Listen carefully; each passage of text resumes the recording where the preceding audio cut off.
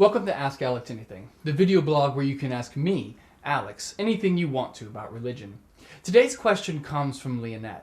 Leanette asks, are women preachers biblical?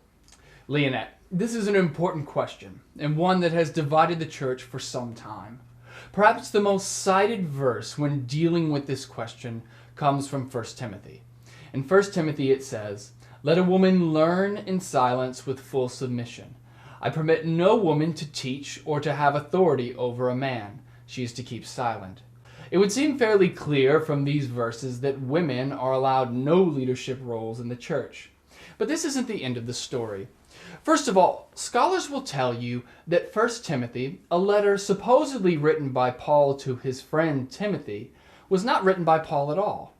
More than likely, 1 Timothy was written by Paul's disciples after Paul's death.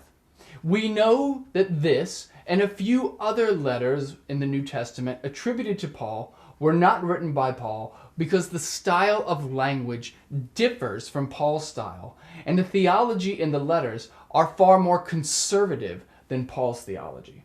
In fact, the letters written by Paul in the New Testament make reference to women leaders. At the end of Paul's letter to the Romans, we find Paul thanking woman after woman for their service to the church.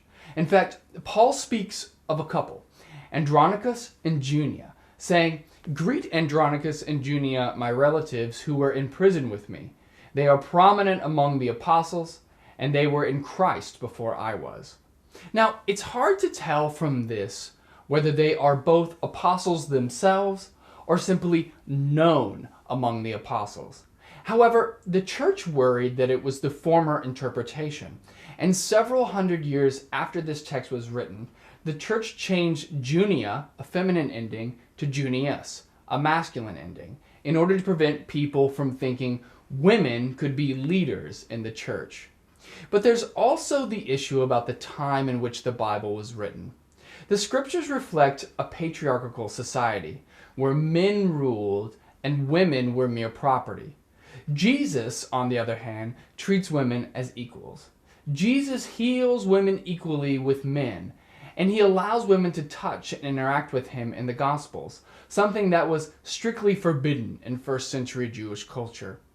Furthermore, Paul himself says, "There is no longer Jew or Greek, there is no longer slave or free, there is no longer male or female, for all of you are one in Christ Jesus." Meaning, all are equal in Christ.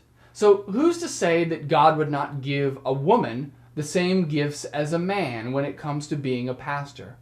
I know many women pastors who have more gifts and abilities than I do, and it would be a shame if they could not use those gifts for God's kingdom. So, Leanette, I guess the answer to your question is really up to you. Do you buy into the idea that 1 Timothy and the culture of Jesus' day are the way things should remain for the church? Or do you think Jesus intended for us to move beyond those societal limitations? Thanks for the question, Leanette. And as usual, keep sending in your questions to Ask Alex Anything, or come visit us at pinestreet.org. Until next time, bye-bye.